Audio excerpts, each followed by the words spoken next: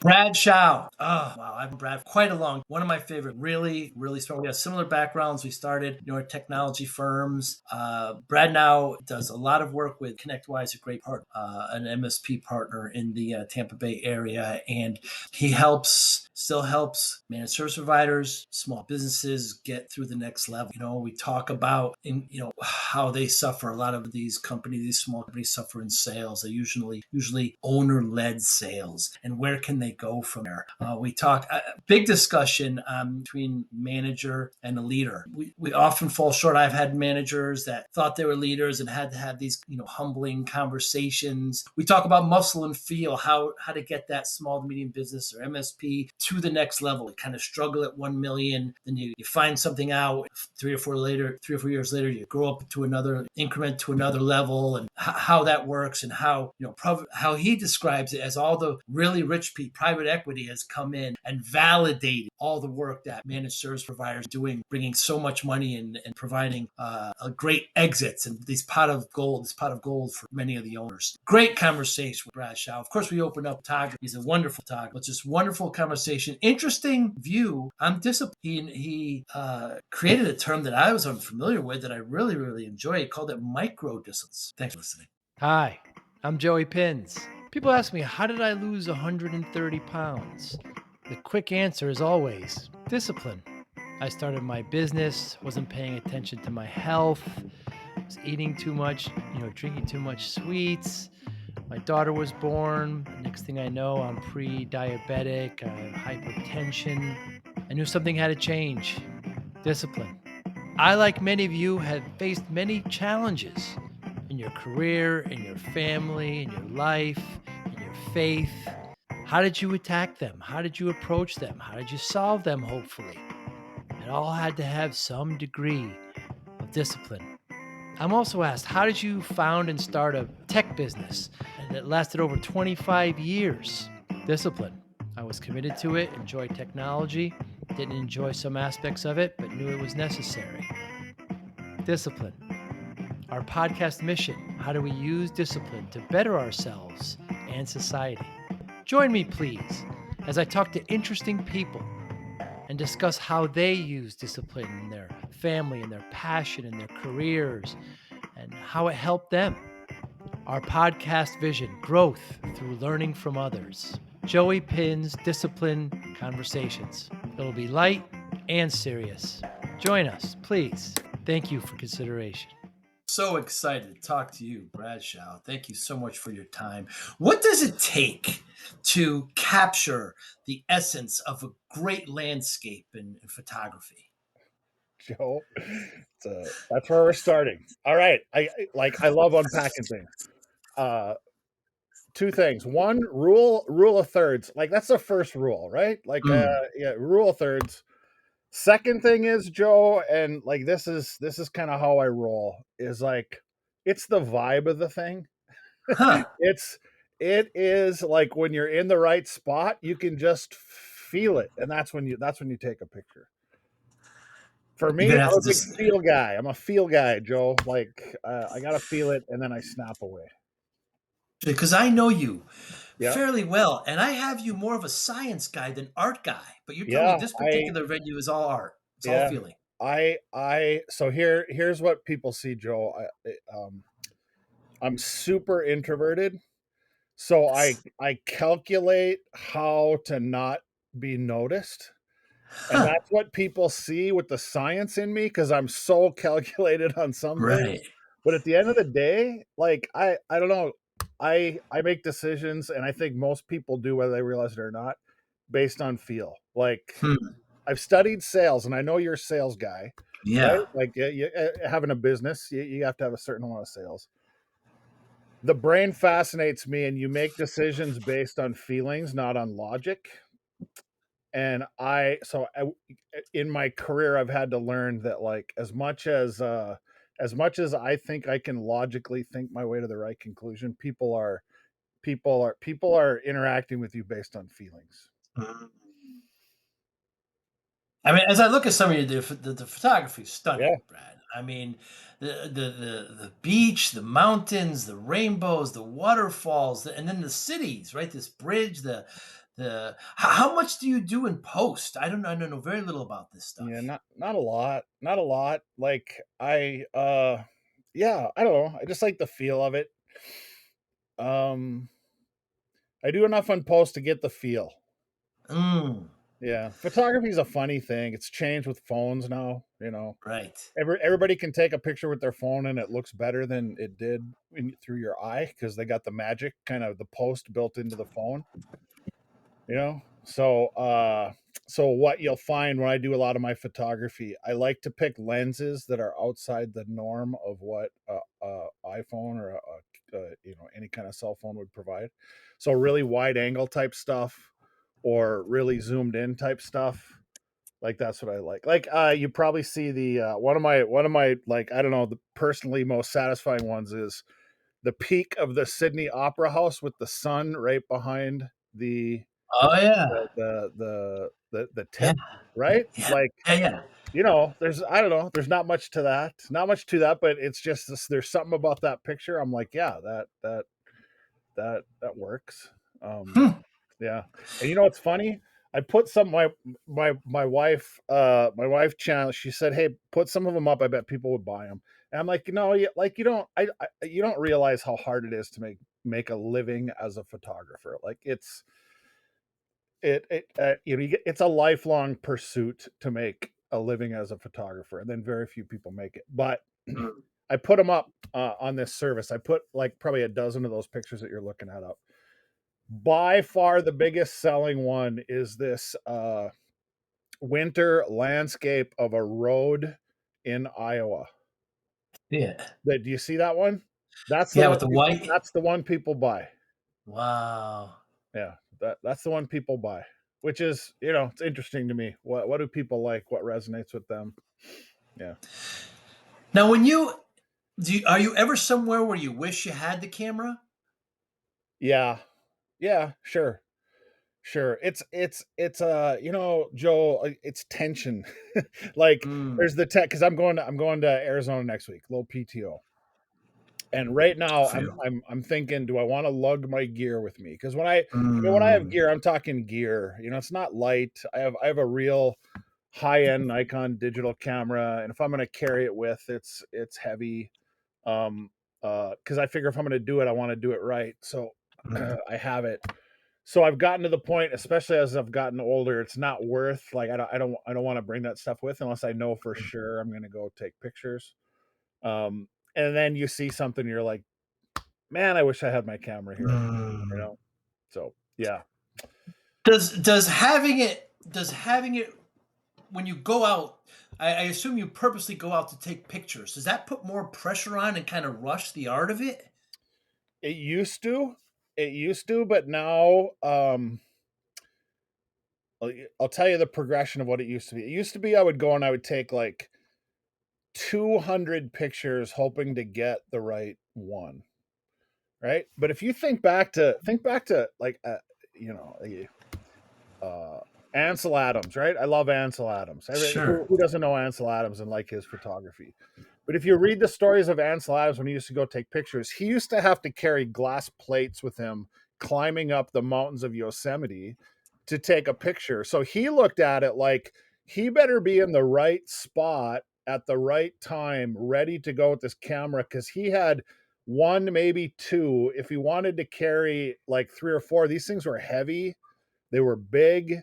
So he's like, I got one shot at this. So as I got older, what I learned was instead of taking 200 hoping for the one or two, I try to get more into the I want to show up and I may bracket a couple things, but I may go a whole day and only take like four pictures. Wow. That's where I'm at today. So like if I'm going to go take a picture, that's usually what I do. I'm like, all right, I know my spot. I know the light I'm looking for. I'll be there at the right time and then I got a little window and I'll snap away. Is beauty everywhere? Can you find great photos wherever you go? Yeah, yeah, I think so. I think so. Yeah, every once in a while I challenge myself to try to find something that you can do. And yeah, you can do it. I got a friend who does the he's super good at it. blows up the snowflakes, like the macro Ah. stuff, and they just look like massive. So I think you can find it. The one of the challenges is with it now again, there's so I mean, think about how many pictures there are in the world nowadays, Joe, with Mm. and you're Yeah. bombarded with them all day long, right? I don't You do the death scroll on Instagram and on, Mm. Twitter, and it's Mm. like images all day long, and pretty soon they don't mean anything.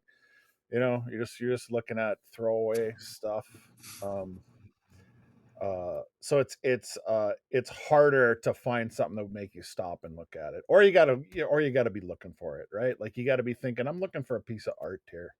Let me ask Mm. you this: when's the last time you slowed? Other than obviously you looked at some of my pictures. I'm just curious. When's the last time you slowed down and actually like looked at a picture? Not art. You mean an actual Well, yeah. photograph? I mean, either one, right? Like you noticed a picture Mm. and said, like, "There's something about that I like," and then kind of tried to figure out what it is that you liked about it, or like, are you an art guy and do you go someplace and say, I wanna go see what's here and slow down and I, look at it? I do. I do. The biggest problem I have, like with museums, Brad, is that it's like 200 concerts going on at the same Yeah, time. It's like I want to kind of soak one in, and then I want to go to the next one. You almost kind of need that piece, like sushi. Between each piece, you yeah, have that little right. piece. That Palate kind of cleanse the cleanser, yeah, palate. Yeah, yeah, yeah. right, Because I find that to be the case. yeah. Is there an equivalent of the blank page to a photographer? Equivalent of a blank page. Yeah, don't know what to shoot. You Yeah, don't. You don't. You don't see. That's why I yeah. asked this beauty all around. Yeah, I suppose there is, but not the way I approach it. Like, just looking around right here, if I grab my camera, I would again kind of, hone in on, oh, that looks kind of cool, and Mm. then try to frame it in my mind, and you know, um yeah, and you get to, after you take pictures for a while, at least I did. I know what the picture is going to look like before I take it, so that's why, like if I get a few friends, we'll go take pictures together, and they'll be snapping all day long, kind of going back to what I said earlier. And I'll only pull out, like, I can in my mind's eye see, like, if we go a mile over that way and look this way, you're going to get a better picture. It's that kind of thing. That and this, Joe. I'm a counter guy. What I mean by that is, we were down in St. Petersburg for a conference 2 weeks ago. I was there. Yep. Yep. Yeah, yeah, you were. So I'm a bit discombobulated because I was in Australia between then and now. Speaking of photography, it's a beautiful spot to go take pictures. But Mm. when I Mm. was in St. Petersburg, we're on the beach, right? That At that resort, Yeah. on Yeah. the Yeah. beach. We're having dinner out at that beach, and like the sun is setting, and I'm watching everybody watch the sunset. And like, I've conditioned myself to, if everybody's looking at something, you got to look somewhere else. So usually when Mm. the sunset's happening, the beauty of the sun going down is one beauty, but what I find almost like infinitely more beautiful is the light coming from the setting sun hitting the buildings that are Uh, they're behind everybody's back because they're all watching the sun going down. But, and there's a term that photographers call it the golden hour, right? Because the light gets golden the last hour of the huh. day. The light changes color, temperature as it, kind of comes through the atmosphere. And just before it goes down, it's as golden orange as it's going to get. And then you look at the buildings, and they're outstanding. Wow. So, yeah, Hmm. The first rule you mentioned is the rule of thirds. I hear yeah, this very often, and you're dividing the shot into thirds, right? Can it be yeah, vertical or horizontal? yeah, both. Yep, yeah, yeah. Most people, like when they take a picture, they try to put the subject right in the middle. That's Mm. about as boring a spot as you can put the subject. Move it Mm. up and to the left. Like here. Well, here. All right. So here I am. Right. If I come up over here and I look at you, it looks different now. Right. Like I'm a third. I'm over here. Like there's some space over here. Creates when you're in the middle. This is a whole different feel to that view that Hmm. you just had of me. Right. So you're thinking of those things. Yeah. The switching gears, the lessons that managed service providers have, which are small to medium businesses, Yep. are they the same or very similar just to any or similar service based business? The lessons. Yeah, yeah. for sure, I think so, right? And I think in a macro sense, what you're seeing, because you've been around a long time like I have, Joe. Yeah, I mean, you're much younger and better looking than me, but Oh, no, no, no. we've both been around, right? Like for quite a while. Yeah. And I feel super like privileged to have lived in an era when like our industry, MSPs, like being a small, like sort of PC, and we're even almost in the post PC era now to like devices, but to live in the PC era where it was just a bunch of people that kind of accidentally fell into a business because they sort of knew technology, and there wasn't Mm. like wasn't like you could go get a college degree and learn how to do this. It's just you took a hobby or a skill or a passion for computers and you turned it into a customer or two, and then you get a bunch of them, and pretty soon you got your business. And they're all I call them like accidental entrepreneurs. Like they didn't Yeah. really set out to necessarily start that way, but they do that. Well, then what's happened, you've seen it, Joe, the last like kind of decade, but especially the last 5 years, is they went from accidental entrepreneurs to figuring out really how to be profitable at it. And then with managed services, they figured out how to be profitable consistently and start to scale it enough to where the really rich people in the world uh, like have taken notice and said, you know what? These people have figured out how to make money consistently above average. So let's go buy them all. You're right. Right. Which You are. That's a very great way to put it. Yeah. right? And so when I go back to your question of like, are there common things? It's like at first it seemed like this random kind of nobody really knew what they were doing. Now people have realized that it is consistent enough and enough of a there is growth and economies of scale, and we can really kind of leverage this thing into something bigger, which I think is that it's almost the definition of, are there commonalities that you can take between this and other industries or other businesses? Because now people that have not know nothing about the technology just come in and buy these businesses, put professional managers in, and kind of turn it into something even bigger, right? Like, yeah, we're at that point now, Joel. As private equity, has PE been a form of validation for managed service providers? Sure, yeah, it has. And I mean, you say it's funny uh, uh, watching. I mean, we do a lot of work with peer groups, right? I mean, I've been involved with peer groups for 20 some years, and the conversations about the Mm. business owners being able to exit with like a big pot of gold at the end of the rainbow, I would use that term, has for the first 15 of those years, that was, yeah, but what's the chances of that ever actually happening? Who's Like, going to buy this? yeah, Yeah. like, yeah, like how would I even find somebody who would Right. know, and how could I ever transition out of this thing? Like, so people didn't really give it a lot of thought, and then all of a sudden, a few people sold, then a few more sold, and then again, like private equity came in, and what's happened is the conversations over the past 4 or 5 years went from like we'll talk about that in theory to now they're talking about, okay, the details of actually executing this. What does it look like? What do I got to do to get ready? Like that's where the conversation is now. And I just went to Australia, where they're 3 or 4 years behind us, where sort of that Mm. first wave of private equity is happening. So it's been interesting to take what have we watched in North America with the dynamic of how private equity comes in and what does it change in the industry and the owners and their thinking and their conversations. And now we can watch it happen again, so we can lead those partners well in Australia to say, here's what's about to happen, and here's how you can kind of save yourself some grief or maximize your opportunity.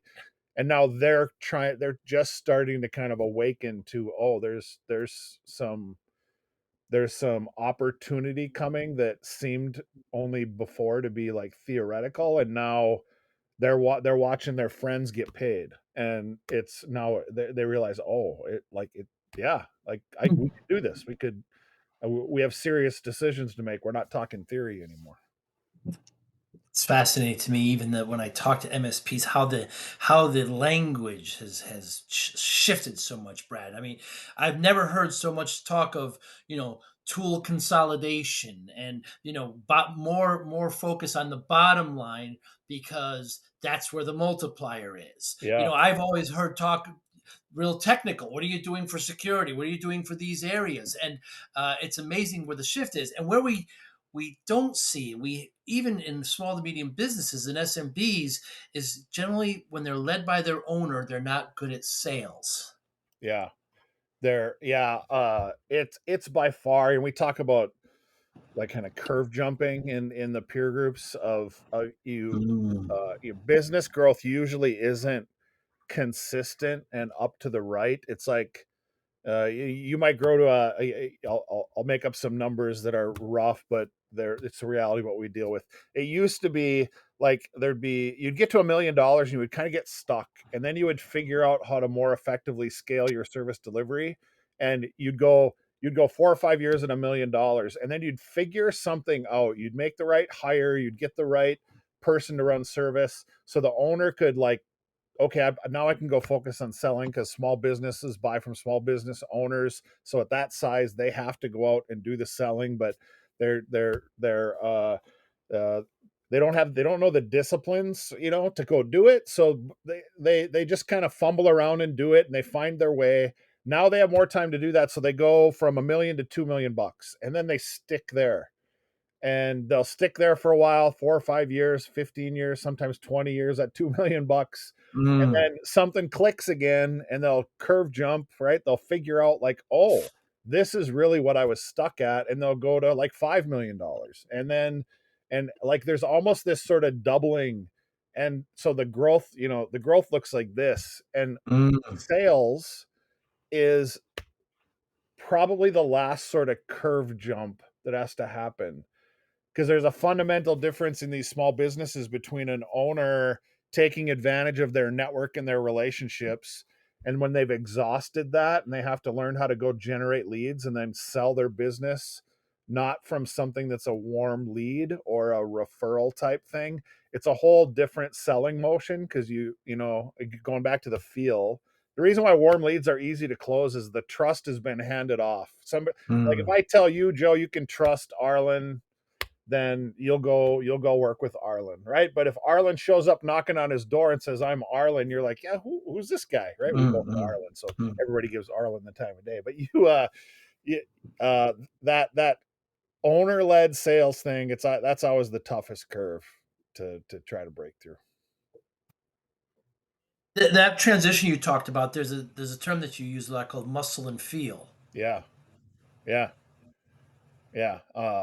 It's just that. Well, yeah, it kind of, Joe, it goes back to a bit of what I experience, what we see. It's fun getting to work with hundreds of businesses at a time to see these patterns and trends. But if you go back to the accidental entrepreneur thing, when they were kind of in a street fight for the life of their business, right? Like it's really what happens when you're trying to start one. You're in a street fight, you realize, I got to work 8 hours a day is not enough. It's going to be 9 or 10. And especially in the technology industry, you never know when somebody's going to call and need help. And so you respond. And so it turns into 10, 11, 12 hour days. And then you're working 5 days a week. And then on weekends, maybe you're invoicing. So you put a Mm. lot of muscle into it. Like, it's a lot of your sweat, effort, and equity that goes into kind of growing that business. And then there's this reality that when you're growing your business, you realize, okay, my livelihood is reliant on this business going well. And if you have a few employees, like, you feel an obligation to their families, and you're not super financially successful yet. So you sit up at night, and I think most small business owners have had that panicky moment of, Yeah. is there going to be enough money in the bank for me to make payroll? Or like, am I gonna do I have to like, what do I got to do to hustle, right? So it goes back to Mm. hustling. And then it's like, you get a customer and you realize, if I make the wrong decision here, we may lose them, and then I'm in trouble. And so you learn how to instinctively make the right kind of decisions to keep your business moving forward, the feel part. And that's honed by, I describe it as, you get this feeling in the pit of your stomach that if you make the wrong decision and you hurt your business, like, that could be it. Like, that's that, you have that feeling. And when you've maximized your muscle and your feel, um, you will plateau. Like, and that's where a lot of businesses get stuck in is muscle and feel. It serves them really well until they realize I don't have any more energy. I can't keep making these kind of decisions. It's too stressful. Like maybe my health's not that great anymore. This isn't good for me. And what you have to do is, we talk curve jumping again, and that curve you have to jump is in the past they've usually tried to fix that by hiring what they think are managers or people to work in their business. And I describe it as usually what they've done is they've hired a bunch of minions to extend their ability to muscle and feel. Like they haven't really put managers that can own things in place, and the reason why is because that psychologically, they're so worried that if that manager makes a wrong decision, they're going to tank my business. And as soon Mm. as they sense something might go off the rails, they pull all that control back and say, see, I got to make these decisions. So that's a super hard psychological curve for owners to get from that muscle and feel stage, which has served them well, to trusting that they can build a management team that can, kind of free them up to start doing bigger and better and more important things. I remember when we made one of our first acquisitions, and we got up to 20 plus employees, and we had a picnic, and all the families came, and I just remember sitting there thinking, oh my, what have I Yeah. done? What have Right. I done here, Yeah. Brad? What have I done? Yeah. This is not my father's garage anymore. This is not Right. just a hobby. Yeah. I acquired a company. We're making, millions of dollars, and all these families I'm affecting now. I remember, like, not having a great time at that picnic, Brad, just thinking about Yeah, that. well, there's a burden. There's like a Yes. there's an unbelievable burden of responsibility that can Uh, psychologically crush you. Like that's the bigger you get muscle and feel wise, the more pressure there is for you to continue to muscle and feel. That's the paradox of trying to break through that, and figuring out a way to effectively scale. Because you're psychologically what has got like a lot of things, what was a strength eventually becomes what limits you from moving forward, and you got to find a mm. way to kind of recognize that and break through it. But it's hard to do. It's hard to do. I like what you said. You end up hiring minions, and you don't really know how to hire. You don't really know what you're don't know what you're looking for. So you're just hoping that they will take some of the muscle and feel that you're doing on their, on their plate. But you really need to develop a management team, create leaders, and really have a plan for this. Yeah. So easy to say. So Yeah. easy to say. It is. Yeah, and the hard part is, like there's no formula, but you got to recognize the two extremes.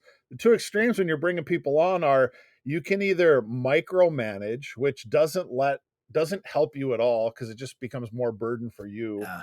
Or you can do what I call a dump and run, which is that's the mistake a Huh. lot of people make, which is you're now in charge of the service department. I'm going to explain to you for about an hour what I learned over the last 20 years, and then you go Oh. do this, Yes. right? Right? So you get an hour's worth of training, and then like if things go well for a week or a month or a couple months, and then a customer has a complaint, and then the owner rushes back in and pulls it all back and says, "See, like yeah," and then you're stuck again. You're right back to it's still all yours.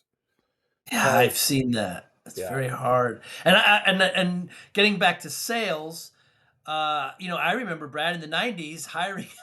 I even hate saying this. I hired a salesperson and handed him the yellow pages.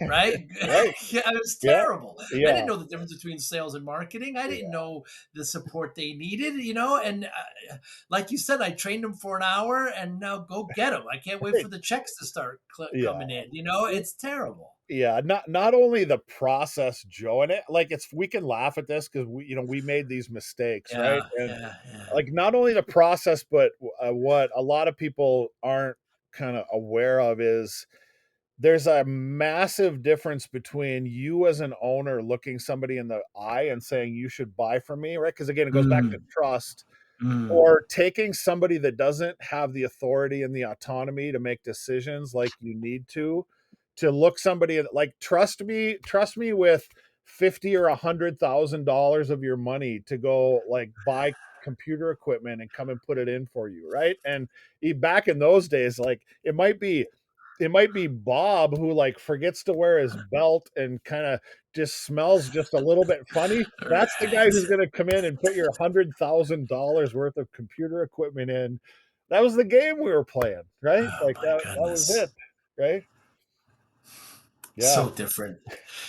And getting back to sales, just we talk about inorganic versus organic growth, right? Obviously, you can growth by acquisition and then just growing organically through actual campaigns and reach out and community. It's a big difference, but to try to instill these owners on how to do it, they really have to kind of let go a little bit and just kind of trust. yeah. Correct? Yeah, it's so hard.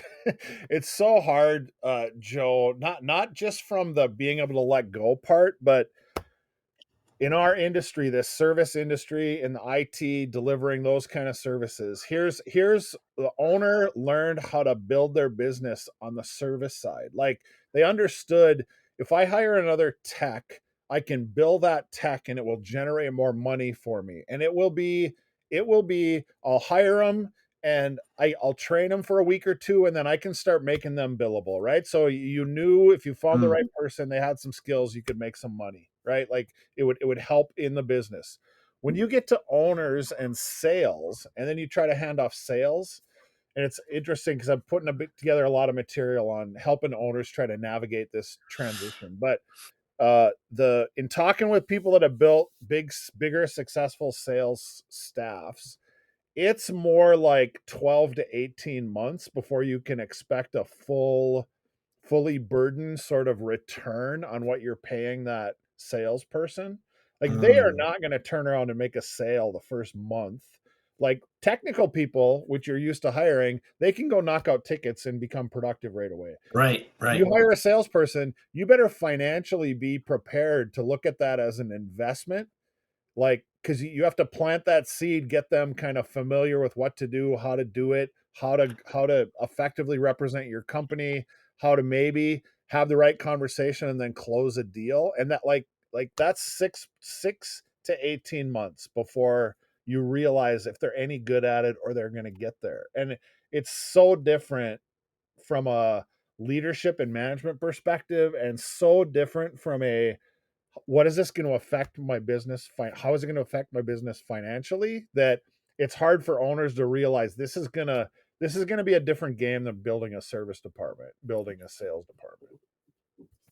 And many owners just don't have the patience for that, right, Brad? I mean, we talk the difference between hard and soft skills. You could tell engineers right away. They're knocking out tickets, they're getting customer sat back, but you know, with somebody in sales, I can remember going to the peer groups, and we go every quarter, and the quarter would say, "Well, we hired the salesperson, but he's been with me for 3 months, but no sales yet. So I'm going to put him on a performance incentive plan, and and then the next quarter he's out. So Right. there's Yeah. patience that needs to be had there that many of them just don't have because they just don't understand what needs to be done. Yeah. Not only patience, but you quickly realize, if you're committed to it, that you quickly realize how much you are kind of leveraging your position as an owner to make sales Mm. happen. Like, Hmm. it's gotten better, but like when managed services first came out, there were for a lot of companies there was variability. Like it might be an owner would go out and say, okay, here's our offering, here's what you should buy. Like the trust is there, the relationship's there. The customer comes back and says, you know what, I'll do it, but I just don't want to put that firewall in right now. Like let's just knock that fire. And the owner's like, sure, we can make that happen. Like no problem, because the owner Right. knows he can come back or she can come back and just sort of say, this is how we're doing this one. Then you hire a salesperson and that same thing comes up. And what they have to say is, let me go back and see if we can find a way to make that Mm. happen. Then you got to come back. The technical team is like, well, we were willing to do that for the owner, but we're not doing that for you. Like, Mm. and like what the owner has to realize is how much owner's prerogative has gone into the processes that they have that a sales team can't take advantage of. And now what do you want to do about them? Hmm. And that really leads to then there's a big separation just between sales and operations. I mean, you have operations saying, sales makes these things that are unrealistic. They throw it over the wall, and then we have to pick it up, and and there's distance there, Yeah. and that needs to be bridged probably based on a lot of the things, these kind of presumptions that the owner can make. Yeah. There's all kinds of sales operation tension. And Joe, they're all the way up. It's funny. I was having a conversation internally at ConnectWise the other day.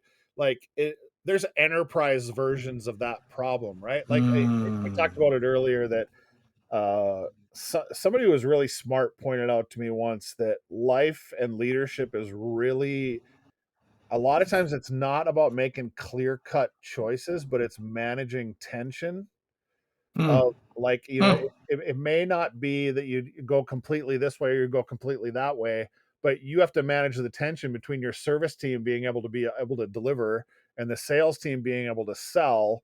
And so like it's easy for those to become adversarial.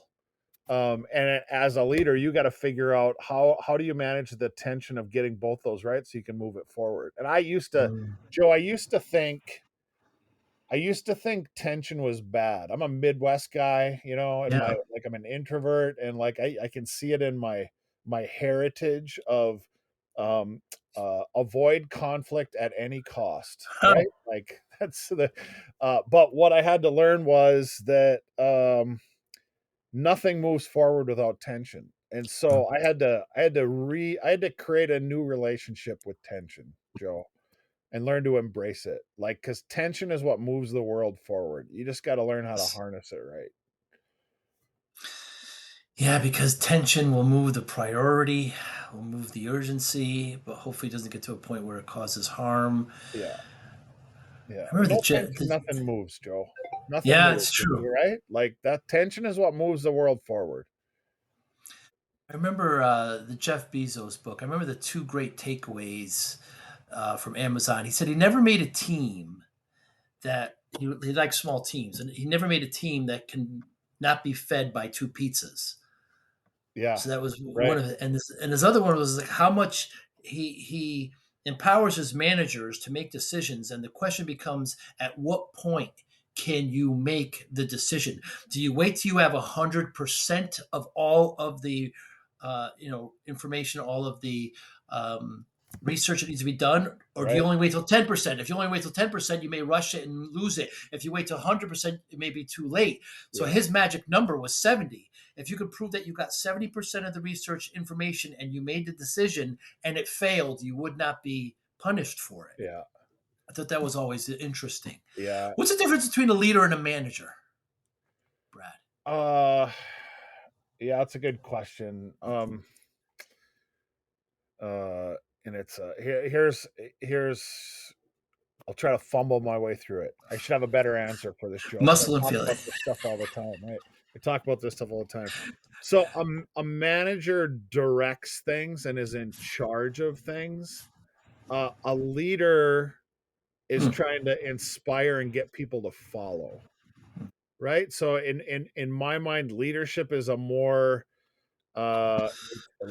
it's much harder to quantify. Like you will see people following a leader. You won't necessarily see people following a Mm, manager, mm, right? Like it's in my mind, leadership is it's the soft skills of being able to kind of effectively get a group of people or a person to kind of move.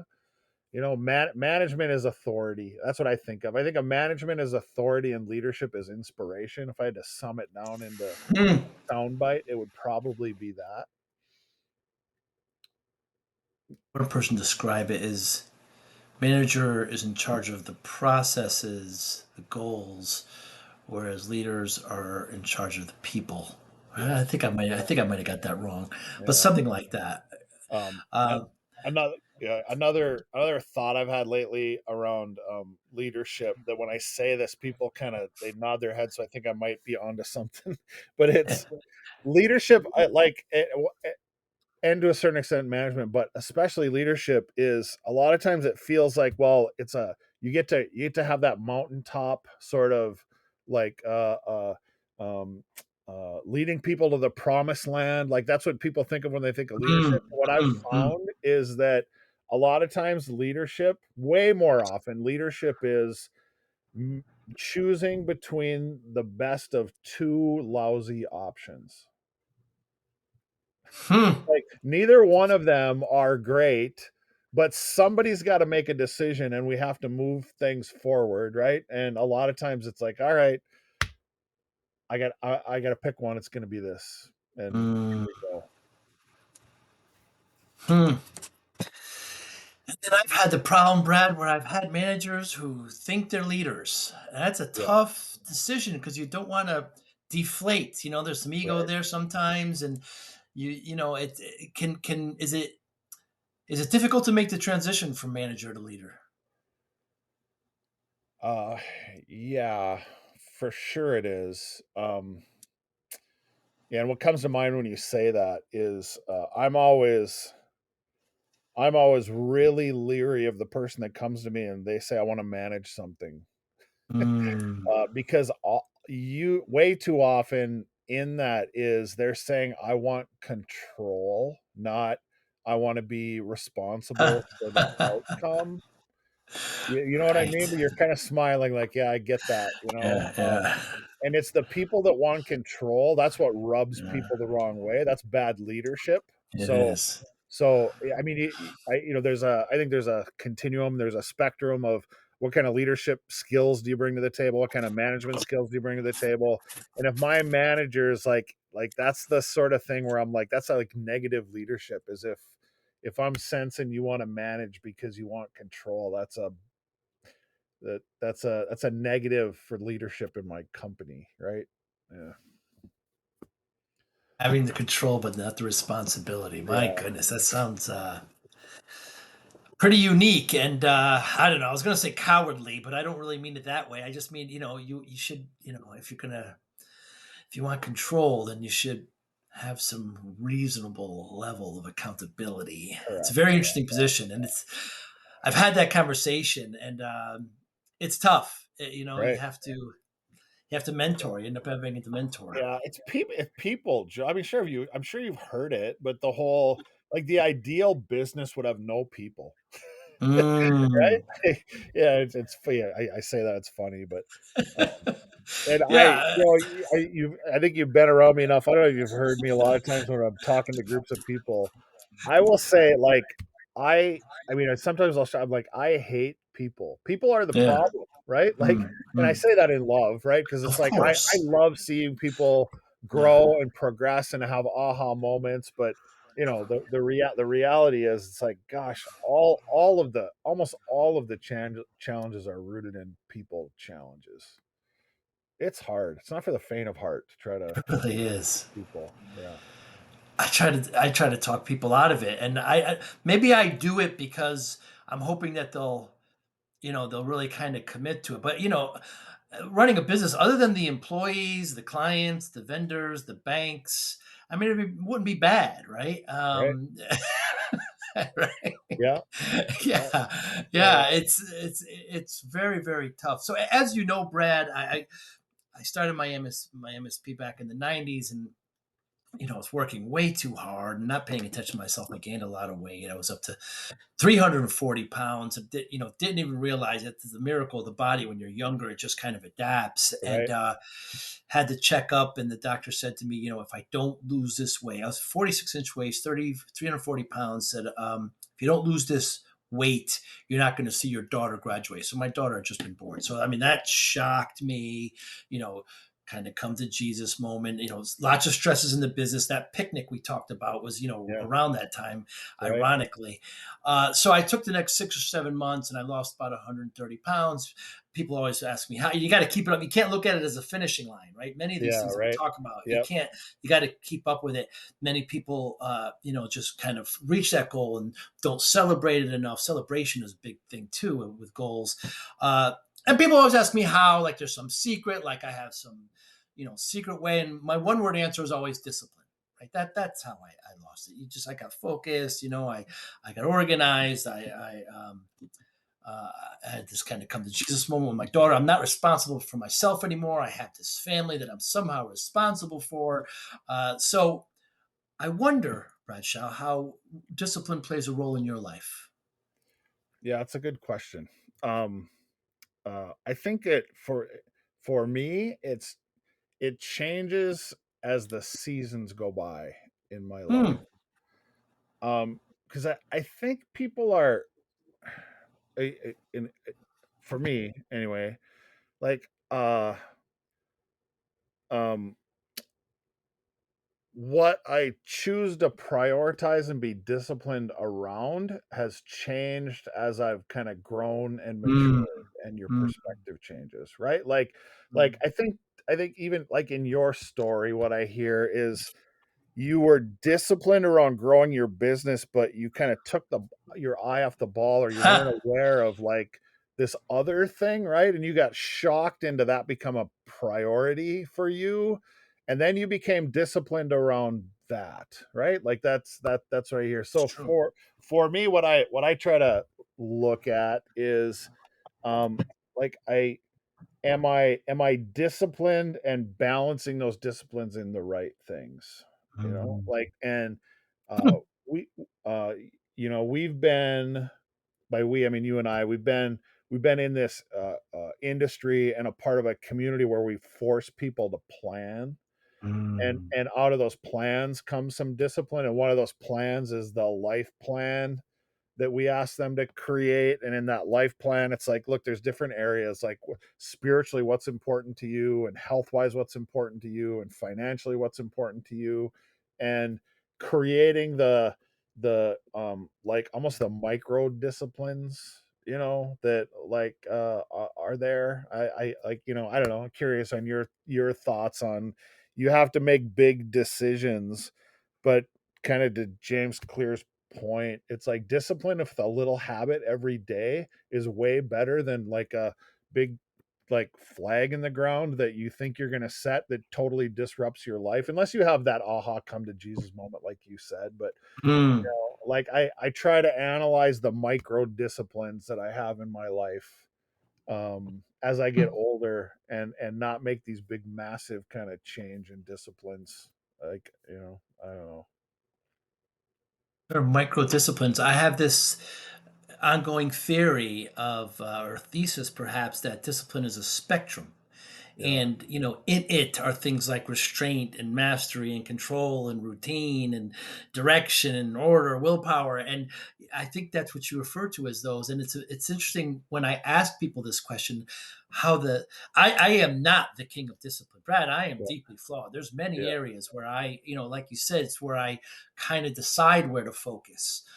Is where we all end up doing it. And sometimes people need a tragedy or that kind of come to Jesus moment. But it's fascinating to me how you described it as seasons in your life. So you're saying this particular area now, where you're in at your age, at your relationship with your family, you have different priorities. Therefore, that's where your focus is in discipline. yeah, right. Like right now, we are in a season where, we were in Florida. Over COVID, we moved back up to northern Minnesota, which is where we're from, because we realized we have a window of opportunity with our grandkids. And we got three grandkids that live about an hour away. We have a window of opportunity with our grandkids, so we changed our habits and our disciplines Hmm. to kind of recognize where we wanted to prioritize that, right? And so then you make changes. But like, I'm well aware that with those grandkids, there's probably 3 or 4 more years, and then we'll have some new sort of direction or disciplines that we'll probably look at, because Wow. that window closes, right? And it will be time to do something different.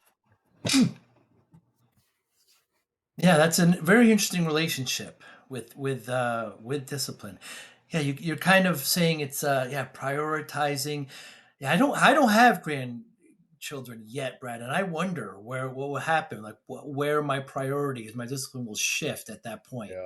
Yeah, and it's hard till you get there. It's hard for me. Here, this is Right. what happened. As soon as I had my first daughter, I realized that like you go from a head awareness or theoretical awareness to a practical, almost like oh my gosh moment where you realize the generational consequences of decisions and actions that you're taking. Uh, Like you begin to see this not just with my kids but now with a grandkid generation, like you could impact, and then you see that beyond them they're watching, they're following, they're looking at you, and they will then impact the two generations behind them, and all of a sudden you realize like there's way more consequences to this whole thing hmm. that you realize. It's like you could describe it in your head, but like again, there's a big difference between having a head knowledge and kind of having a awareness of it, right? You know, like the I think it's the difference between sympathy and empathy, sort of, you know, that kind of thing. Mm. Like, you know, you could relate to, but like, can you really feel it? You know, and yeah, when I had grandkids, then you feel it. Hmm. That'll change your priorities. Kind of one of those moments, like when you had your daughter, right? You felt Yeah, it. All of a sudden, you absolutely. feel it. Like Exactly right. you know, all of those burdens in your business, like the weight got added to them, right? Absolutely. Yeah. Literally. Who's the best drummer, Brad? Oh, well, I'll give you a two-part answer. Neil Peart, in my mind, was from Rush, right? You know, Yep. Yep. he was the best, but he died a few years ago, Yeah. brain tumor, and he passed away. Right now, there's two guys, and they're both past their prime, but still really good. Steve Gadd, you know, I don't know if you're a musician enough to know who Steve Gadd is. Steve Gadd played a lot with like Paul Simon and Eric Clapton and on a lot of really kind of famous. James Taylor. He's fascinating drummer, unbelievably good. And then another guy I'm fascinated with from your neck of the woods. His name is Bernard Purdie. Purdie. And if you Google, if you want to be slightly entertained by a drummer who's just got a groove and a pocket in a way that's infectious, just look up the Purdie Shuffle and watch this guy lay down the Purdie Shuffle, and you will get a smile on your like. Even if you're not a fan of drumming, you will get a smile on your face watching this guy lay down a groove. Huh. I think I remember seeing Steve Gadd. He did like the drum 50 Ways for Paul Simon, Yeah, right? yeah, he's the And 50 how ways he to leave your lover guy. Yeah, yeah, right, and yeah, how he came up with that, and it was fascinating. yeah. I do know him. I don't know the other gentleman, unfortunately, but it's such a wonderful instrument. How long you been playing? You know, high school. Started playing in high Yeah, school. So yeah, yeah, yeah. I like drumming, creative drumming and photography. Those are my two yeah, creative things. those are Yeah. outlets. Yeah. What motivates you, Bradshaw? What motivates me? Um, well, my total underlying answer is faith. Right. Mm, I'm a I'm a I how do I describe it? You talked about how you're far from being a perfect person. mm, Like I had to come to grips with my imperfections. And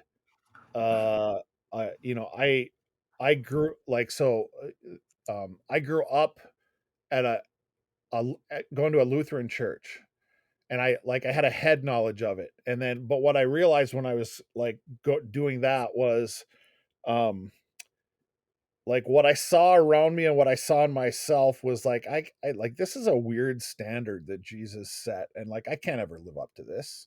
Like, and that's what I remember growing up. And I thought, I don't like it can't even be real. People I'm watching around me, like they don't even live up to this. Like, what are we doing here? Like, this seems fake. Like, or not right. So anyway, fast forward, I got married and it kind of had one of those crisis moments in like life and like, you know, existential crises, right? Like where like what am I doing? What is happening? What is going on? What is this all going to add up to? And I kind of got broken by the like tension of I know I'm imperfect, but it seems like that feels wrong. But if it feels wrong, there's got to be something more than what I'm seeing out there. And Mm. so that's when, like, I don't know, God just kind of broke through in my life and said, "I'm here, I'm real, this is who I am." And I started reading the Bible from a relationship standpoint, not from a religion standpoint. And bottom line is he's like, "Look, you're okay, and in that okayness, like, because you trust me, in that okayness now there's freedom for your imperfections to be okay. Let me worry about your imperfections. Just follow me and trust me," right? So when you say what motivates me, um uh it's trying to do the things that should happen, not worrying about the parts that I get wrong, because I know, like, God's got that covered for me. And I think that's the message through the noise of the religion that I grew up with that became now kind of the reality of what motivates me right now. Like, yeah, I mean, I know I went pretty deep on you right there, but that's the reality that not that everybody you meet is immortal. Like, that Mm. whole concept to me, Joe, is Mm. fascinating, right? Mm. Everybody that you meet is immortal, and there's like consequences that, like, mean, how do I describe it? There's consequences that mean I have to think bigger than what can I get out of this life for me, and trust that faith that kind of Jesus is who he said he is, and I can live my life the way he told me he wants me to live it. Mm. Right? That's a complicated answer, but that's what motivates me. That's what drives me every day. Yeah, I mean, even Steve Gadd is imperfect, right? Yeah, The commonality that we have with somebody that I shouldn't say look up to, but respect a skill that they have. yeah, We all still have to answer to ourselves. It's yeah. it's it's so given that, Brad, how do you measure success? How do I measure success? Serving. If I had to sum it up in one word, it would be serving. Like, Hmm. the more I can help other people be successful, the easier it is for me to not focus on me. Ah. Huh. Right? I don't know if that makes sense, but what I found is every time I focus on trying to supply for myself or fix myself or do something, like, it usually turns into a disaster. Give um, me an example. well, like, um, I will get, like, I'm trying to think of a specific example more than a concept, but the concept is like, as soon as I start thinking about myself, I find I get consumed with it and I get sucked into very quickly. It all becomes about me. Like, that's a bottomless pit of need. and and so if I wake up thinking, how can I help or serve other people or enable them to be successful, it sort of keeps me focused on the right things. Hmm. Because as soon as I start focusing on myself, then yeah, I'm a selfish human being, Joe. Yeah, Like, me too. I'll just make it all about me. I'll Mm. just make it all about me, and that goes nowhere. It's not good for me. It's not good for my wife. It's not good for my family. Not good for the people around me. And Joe, I know I'm just enough. I trust myself not enough. How do I find the right ways to word this? I will self deceive myself into not being able to see when, like, a little thing about me has turned into everything is about me. Like, I can't Wow. see that. So, if you wake up and you focus on serving and helping other people, then I'm good, right? Like, What is, Brad, is it your wife that brings you out of the water, or is it peers? Like, what happens when that? yeah, I mean, yeah, my wife certainly, right? I mean, it's one of the tricks we use in the peer group is like, if somebody comes and says they don't have much to work on with their life plan, we just say, well, let's get your spouse in here and ask them, because I guarantee you your spouse probably got a thing or two in mind, that could happen, or it could help there, right? So it's that, and then I've surrounded myself with 2 or 3 good friends that every once in a while I have that, that conversation, like, like, how am I doing? Check me. Am I Yeah. missing something? Am I off the rails here? What are you thinking? Um, yeah, that's usually where that correction comes from. And I've learned to do that again, going back to the whole relationship with Jesus thing, is like, Jesus isn't afraid to hit you over the head with a 2x4 if to get your attention that way. Mm. And I'd rather have friends and my spouse kind of lovingly correct me than have to have some kind of major correction that's a bad plan. I think Arlen taught me this, but every year at the end of the year, I always say to my daughters and a couple of close friends, what can I do better next year? Yeah, There's yeah, always, and, the first thing, no, Dad, no, I want you to give me one thing, just yeah, one thing that yeah, I can do. And it's just the humbleness needs to be there, Brad. Otherwise, you're right. You just kind of get caught up in yourself. You can't do that. yeah, It's just a waste. yeah, yeah. And what I notice is the people that I admire. What I found is the people that I admire, the older they get, the more humble and grace filled they get. Mm. Which is, not to get political, but the the opposite of that is I'll just throw this out there. I From a political perspective, I would probably lean more conservative than I would liberal, just kind of like my mindset, right? But um like Donald Trump is the most like unhumble example of like how might you express a conservative like perspective, right? Which is stop it. Like, stop it. Like, yeah, yeah, humility and grace I very much admire, and I've found that like the wisest people that I know tend to take on more of those qualities the older they get. Mm. I want to be like Yeah, that. I find, Brad, as I get older, I have more questions than Yeah, answers. right. One of the main reasons why I do what we're doing now, the podcast, I get to talk to really, really smart people like yourself, and I just get to ask them questions. I mean, that's the best way I can learn, and it keeps me humble. And I hope others enjoy it. Brad, thanks so much for your time. I know we've been pushing this off for a while, and we see each other often throughout the year, and I always look forward to it. Anybody listening, watching, how can they get in touch with you? Yeah.